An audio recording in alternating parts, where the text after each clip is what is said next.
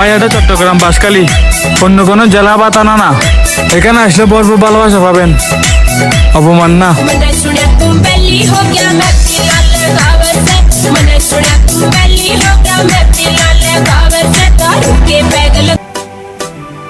পেকুয়া উপজেলার ছেলেরা সুন্দর, আরো সুন্দর নারী। সব উপজেলার মধ্যে পেকুয়া উপজেলাই সেরা। আর হ্যাঁ, এই উপজেলায় আমার বাড়ি।